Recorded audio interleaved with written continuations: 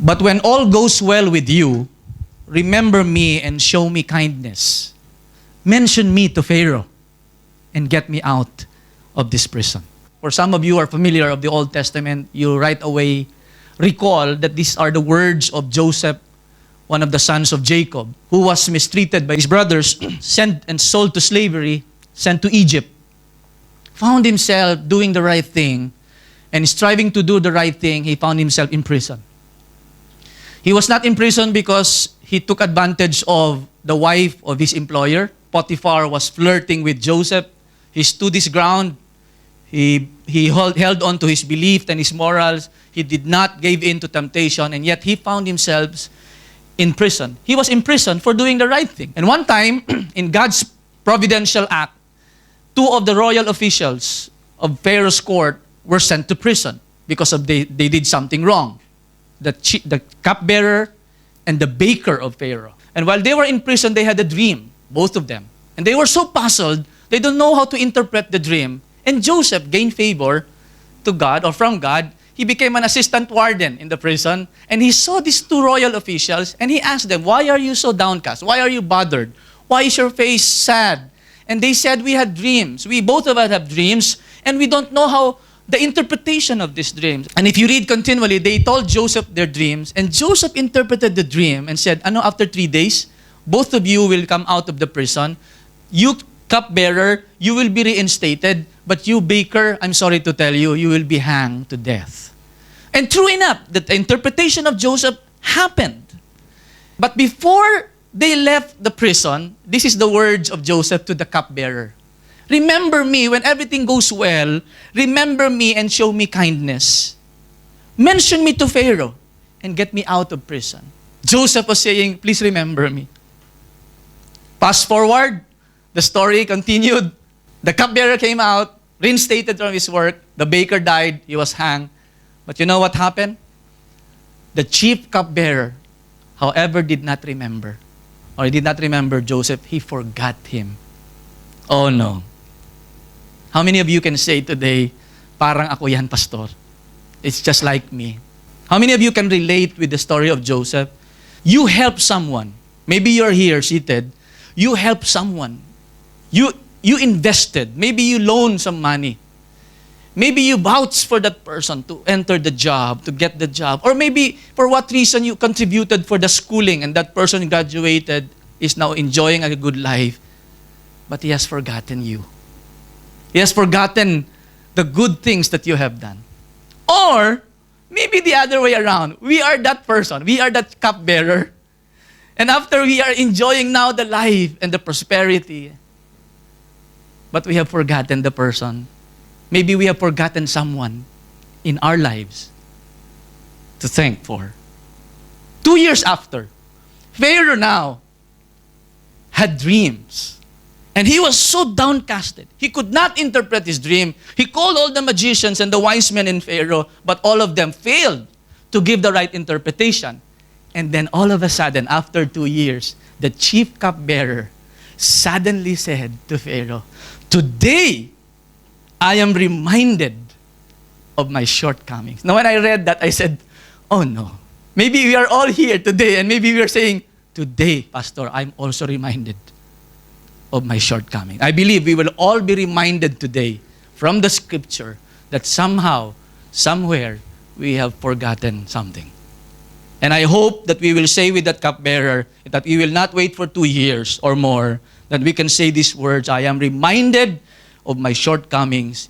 And indeed, the cupbearer told Pharaoh, and Joseph was brought out of prison. And that was the time Joseph was released. Now, if you're taking notes, the title of our conversation in God's Word today is A Grateful Heart. To start with, let me say this, that gratitude is not only the greatest virtues, but the parent of all others. It's true. It's not only the greatest of all virtues, it's the parent of all others, that once we cultivate and develop gratitude or a grateful heart, it will give birth to other virtues like humility, peace-loving, courteous, respect, and so on and so forth. Gratitude is the attitude of being thankful and the readiness to show appreciation for and to return kindness and favor, ready to reciprocate the favor and the grace that we have received. Fundamentally speaking, gratitude is an attitude which is slowly being expressed in the way we behave. Gratitude is an attitude, but it is demonstrated in our behavior. Makikita yan in the way we conduct, in the manners of life. It is to acknowledge and remember that we are recipients of God's favor and man's favor. That's why a person is grateful. Now, if there's one lesson I want you to bring home today, if there's one thing, one truth that I want you to reflect on with me as we go through the series or as we go through the passage that I want to bring you today, this is the lesson that I want you to bring home, that gratitude is indeed a great attitude. Amen? So if there's one virtue that I want to encourage each and every one of us to develop, is gratitude. Now, Luke chapter 7, I'll be reading and I'll navigate through the text from the New Living Translation. So, Luke chapter 7, there is an interesting event that happened in Jesus. Interesting because some strange people invited Jesus for dinner. So, let me read from verse 36, New Living Translation. One Pharisee, according to Luke, the writer, one of the Pharisees asked Jesus or invited Jesus to have dinner with him. So Jesus went to his home and sat down to eat. Now, before we continue reading, I find this strange. Pharisee inviting Jesus for dinner? Usually, generally speaking, not everyone, all the Pharisees were hostile to Jesus. Generally speaking, they're hostile and unfriendly to Jesus. But although there were some of them, like Nicodemus, who were secret admirers of Jesus. Now, I ask myself, who was this Pharisee who invited Jesus? What was the purpose of his invitation for dinner? Because I always find every time there is an episode in the life of Jesus, an encounter with the Pharisee, there is always a trap. It's always about trapping Jesus or entrapment of Jesus. It's always about scheming how to arrest Jesus and how to accuse Jesus of something that was wrong. Remember, one time Jesus was just walking in the temple and a woman was pushed in front of Jesus, and that woman was being threatened to be stoned to death, a prostitute, and they were trapping Jesus, and they said, "What do you say, Jesus? Are we gonna stone this woman because the law says this?" And what do you say? Every time there is an encounter, Pharisaical encounter with Jesus, it is always for the intention of a trap to accuse Jesus. So I asked myself while I was preparing this message, what was the intention? What was the motive of this Pharisee in inviting Jesus for dinner? And I really admire the Lord. Sometimes for Jesus, it's a risk. He would dine even with his enemies. He would dine even of the people who are hostile to him. And it's a good example, no? A Pharisee invited Jesus. And I have three theories, three opinions here of what were the possible reasons why the Pharisee invited Jesus. Now, I want you to judge as we go along as we navigate through the passage, and you will judge for yourselves what are the three possible reasons why this Pharisee invited Jesus for dinner. Number one, my first option is this. Maybe this Pharisee was a secret admirer, like Nicodemus. Maybe this Pharisee was seeking to really know about the teaching about the kingdom of God. Maybe this Pharisee was a secret sympathizer of Jesus' teaching about the kingdom of heaven. The second possible reason for me is that he was trapping Jesus. An entrapment, just like the rest of the Pharisee. The third is that he was a collector of celebrities. Kagaya natin, yung minsan di gusto lang natin ng ilan sa atin na pa-picture lang para masabing, "Oy, guest ko si naging guest ko yan." More of ourselves rather than of the guest. The reason why he invited Jesus, which I tend to believe more on this third option, and later on you will see as we go through the text, that he invited Jesus because at this time, si Jesus po becoming more popular. Becoming popular in Galilee or in Jerusalem as a new rabbi in town. It's courteous for them to invite a new rabbi, a budding rabbi, a successful rabbi, and if you invite him in your house to dine, you become, wow, naging guest mo si ano? Observe the behavior of this Pharisee and you will see if he indeed had a grateful heart. When a certain woman, immoral woman, from the city heard he was eating, referring to Jesus, he was eating there or dining there, she brought a beautiful alabaster jar filled with expensive perfume. Now, this woman was labeled as an immoral woman. Some translation would say that she was a prostitute. Now, this prostitute or this woman, an immoral woman as described, heard that Jesus was dining with this Pharisee, and maybe it was just walking distance or maybe far, and she managed to enter the house. She managed to go and visit Jesus, and you will see the contrast between the Pharisee and the manners of this woman. When the woman entered the house, I was wondering, maybe the house of this Pharisee was big enough. Maybe there were servants, but how did this woman manage to enter the house?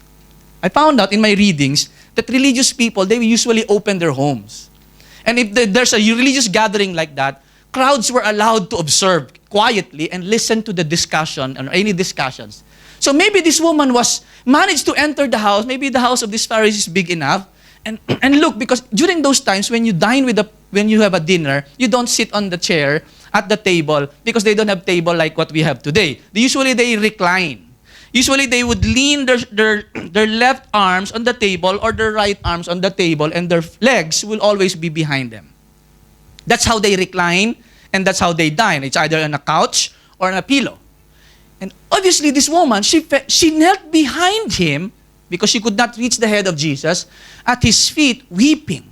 I want you to imagine this, no? And all of a sudden, everyone turned to this woman, and the woman knelt behind him, at his feet, weeping, and her tears started to drop, fell on the feet of Jesus, and wiped them with her hair because she doesn't have a towel ready. And she kept kissing the feet of Jesus and putting perfume on them. Now, in those days, this is an awkward situation. Awkward because this is scandalous.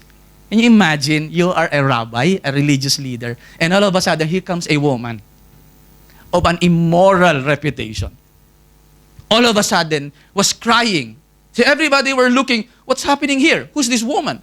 Right away, they can recognize that this woman is not a religious woman. Now, for the woman to cry and the tears to wipe her hair, in those days, as the Middle Eastern women, they would not release their hair. They would not untie their hair. It's a sign of not being private.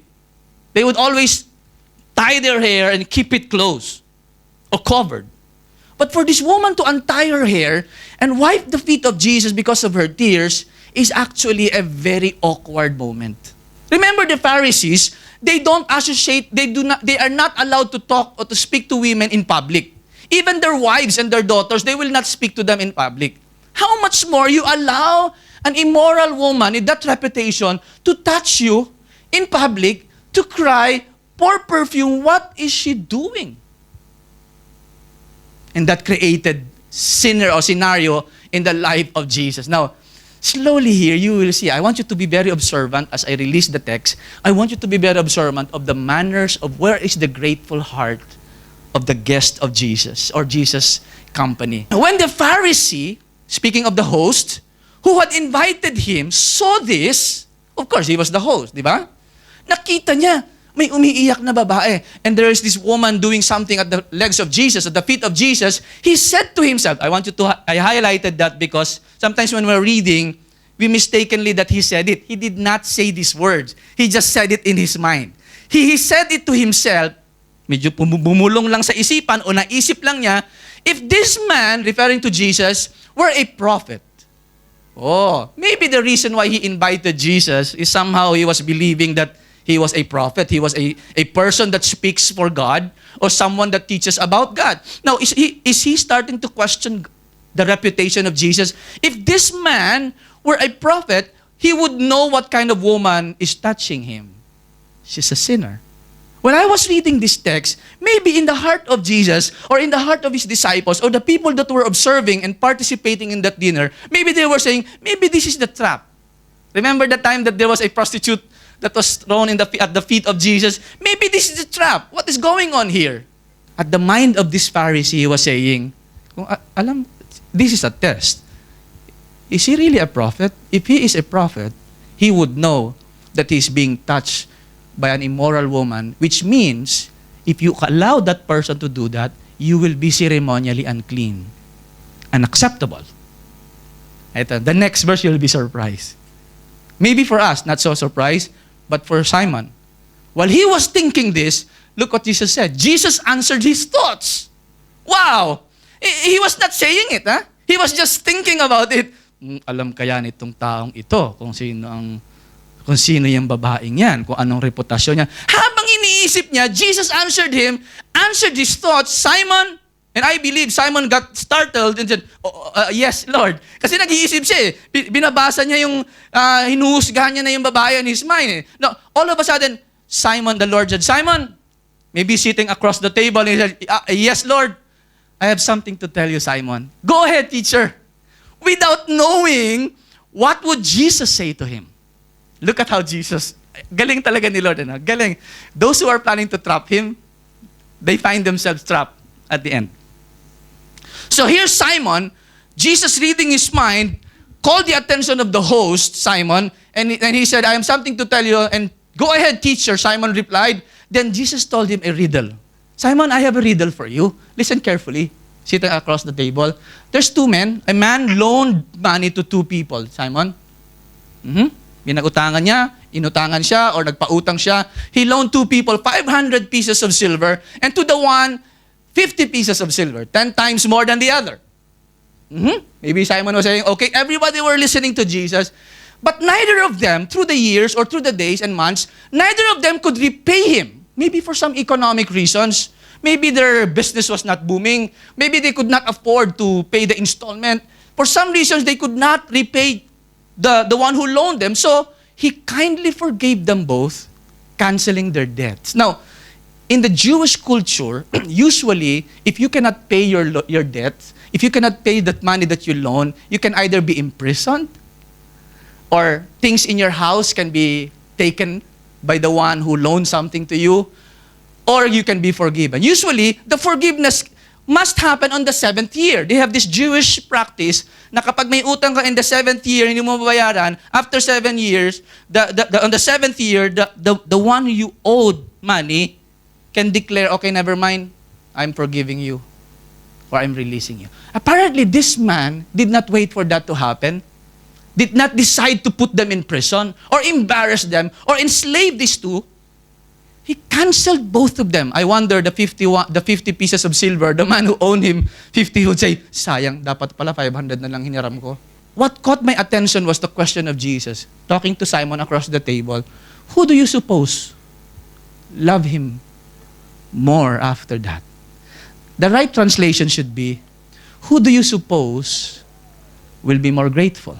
While I was preparing this message, my mind was really running from different directions, trying to imagine and feel na si Simon, or that the Pharisee named Simon was already thinking of his answer. Maybe, is this a trap? Is this a tricky question? What would I answer?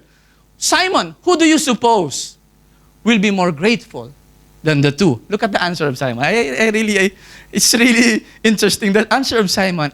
Simon answered, I suppose, he's not sure. Now, maybe he was thinking of, is this a trap? Is this a tricky question? I suppose the one whom he canceled the larger debt. Maybe he's not sure. And right away, he said, you answered right, Simon. Ay, salamat. Ayos yun, natama yung sagot. He was not, I suppose you're right, Simon. But little did Simon realize that he was accepting his own judgment. Later on, because Jesus would reveal the heart of him, Simon being a discourteous, ungrateful host. That's right, Simon. You judge well, Simon. Of course, the one who owed him more. Then he turned to the woman who was kissing his feet and said to Simon, look at this woman kneeling here. When I entered your house, Simon, your home, you didn't offer me water to wash the dust from my feet. But she has washed them with her tears and wiped them with her hair. Jesus turned the awkward situation into a teachable moment for the whole guest of Simon. And look at the words of Jesus. Damhin niyo po yung nararamdaman ni Jesus. Simon, look at this woman kneeling here. When I entered your home, you didn't offer me water to wash the dust from my feet. What Jesus was trying to say, Simon, hindi ka magandang host. You're not a good host. In those days, mga bahay po, there were water, provided water at the porch of every home, Because in those days, they don't have sneakers and Converse and shoes that we have today. They only wear sandals. And when they walk on dusty roads, of course, their feet will be dusty. And the basic courtesy, when you welcome a guest to your home, is somehow, if you don't have a maid or you don't have helpers, there is water there. Please help yourself wash your feet. That's the basic thing that you can do. Now, if you are rich and you have servants, you will say, guys, please wash the feet of my guests. And everyone will come and wash your feet with towel and point some oil or something. But the basic is, there is water there. Please help yourself. And Jesus pointed out to Simon, Simon, what you did to me was very discourteous, disrespectful, Simon. You didn't offer me water. But this woman, look at the contrast. Your manners is not good, Simon. Indirectly, Jesus saying, you did not treat me well.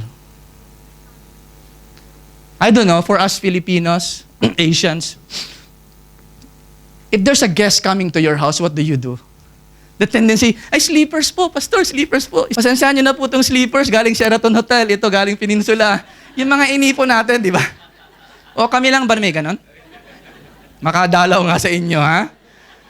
At the most, at the least, we offer sleepers. Magtsinelas po kayo, kasi po malamig po yung semento. Air condition po pati semento namin eh.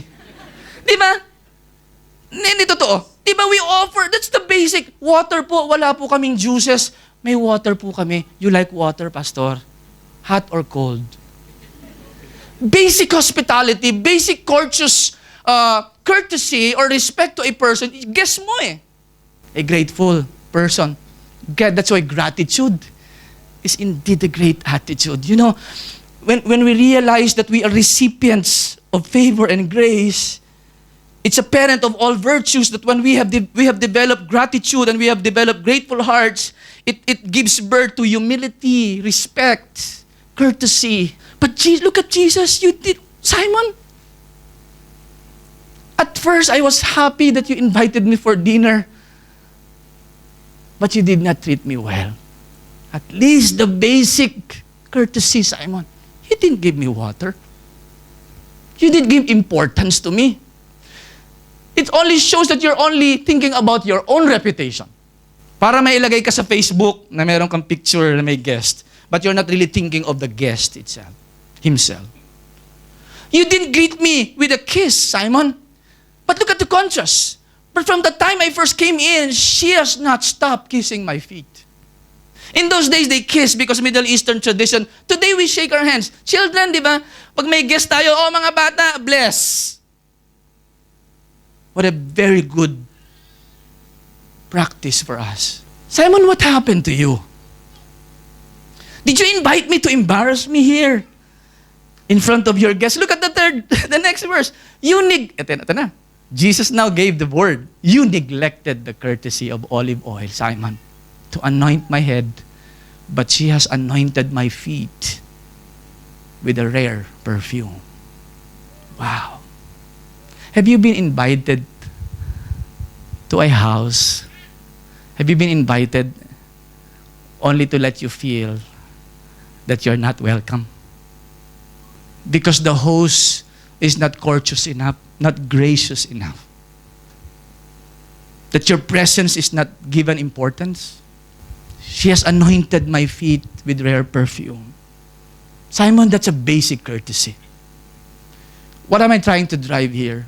As followers of Christ, we must have a gratitude or grateful heart. It's a great attitude, mga kapatid.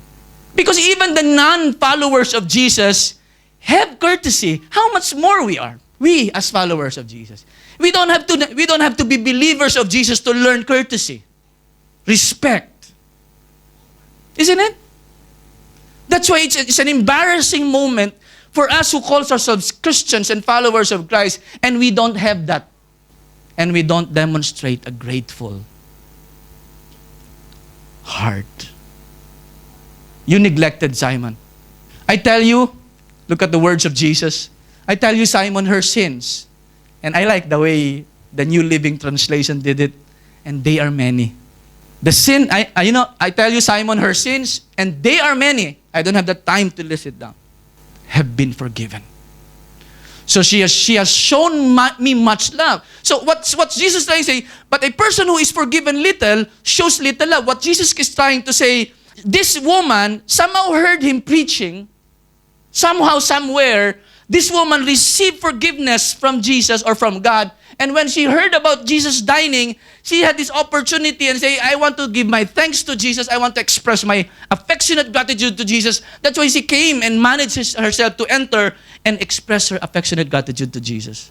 The forgiveness already happened. That's why her forgiveness overflows with affectionate gratitude. Her forgiveness overflows with love. It's not the other way around. This woman, because she loves Jesus, that she receives forgiveness. No, it's the other way around. She already received forgiveness. That's why she was overflowing with thankfulness and love, courtesy, graciousness. Are we getting it? It's not the other way around. It's not because she was expressing love to Jesus, that's why she was forgiven. No, she already received forgiveness. And at the open, for the first time, Jesus declared that forgiveness in open and in public by saying, the woman, your sins are forgiven. In the same way, we can say that if we all followers of Christ, we will not forget that we are recipients of God's grace and favor and mercy in our lives. That should develop and overflow in thanksgiving and in grateful hearts. It's a parent of all virtues, because if we have gratitude, if we are grateful people, we are humble. We know who we are. We know our status. We know that we only live by God's grace. But it's only when we realize that the forgiveness, that we are recipient of God's love and favor. But apparently, the woman she's the only one who recognized that she was a recipient of God's blessing. But Simon the Pharisee had no idea or had no appreciation at all. And it is manifested in the way he treated Jesus. He was not a good-mannered host. She has shown me much love.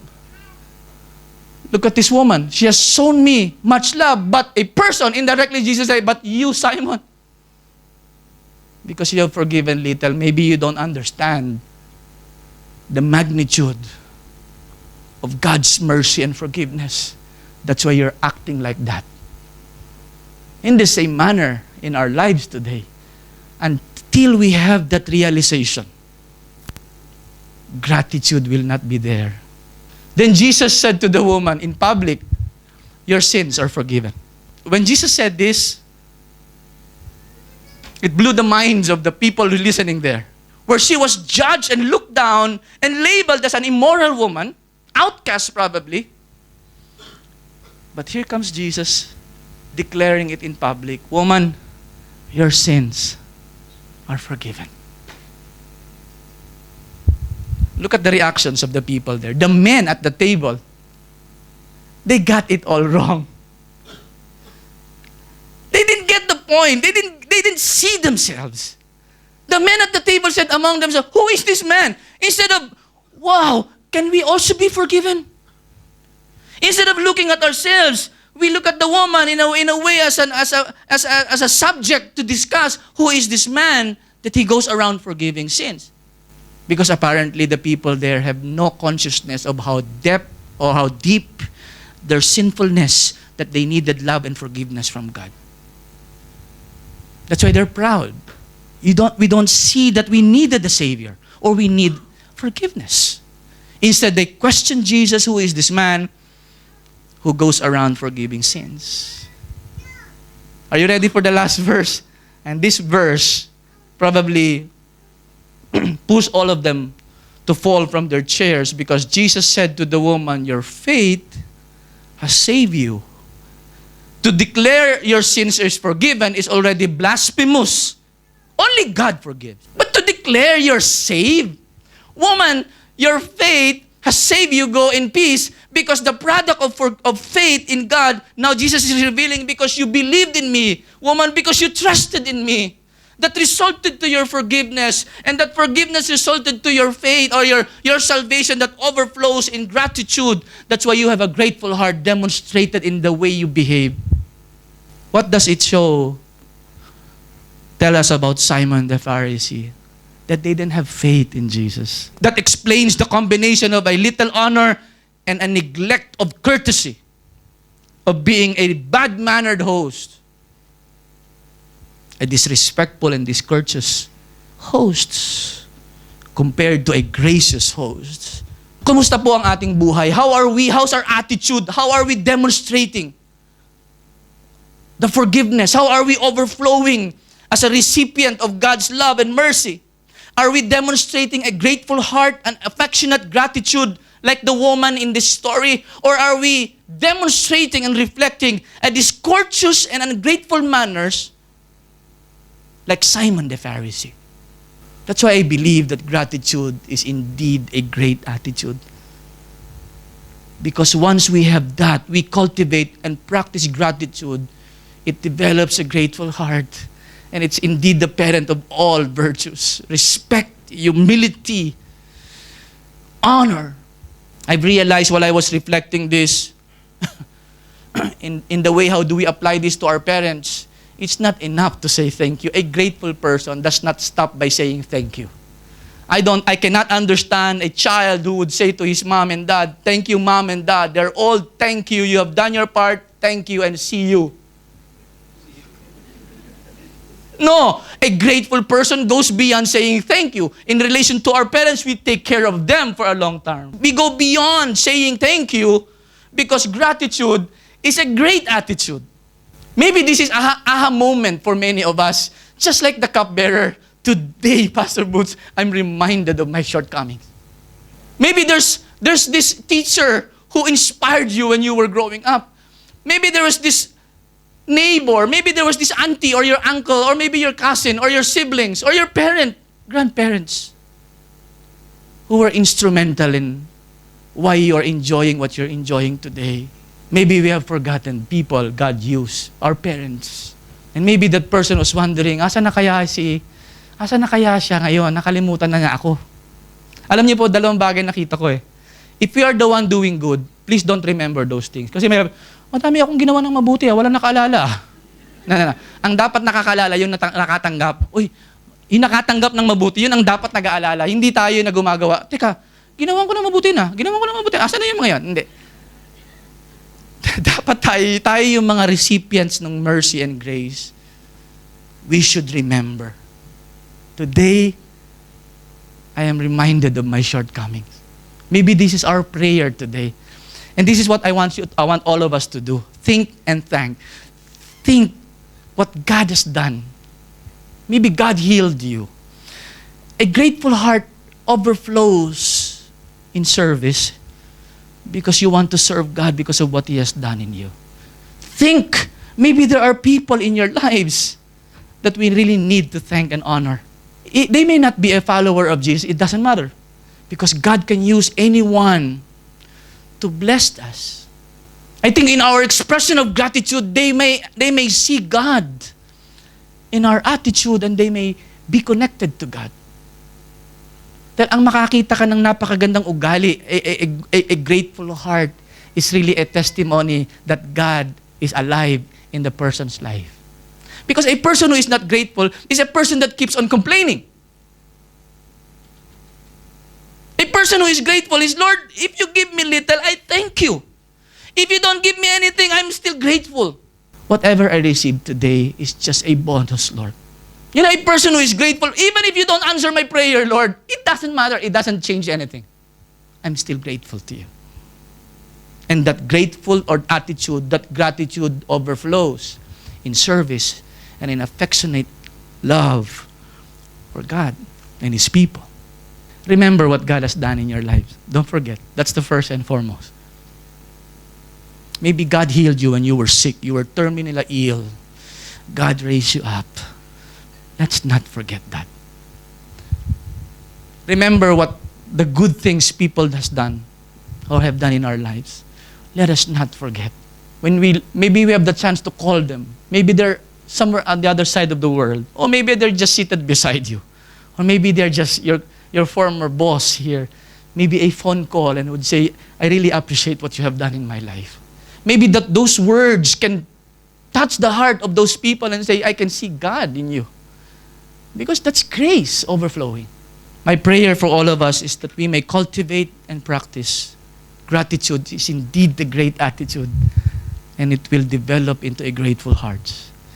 Gratitude is an attitude which you cannot help be demonstrated in your behavior, in the way we conduct ourselves before God and before each other. Amen?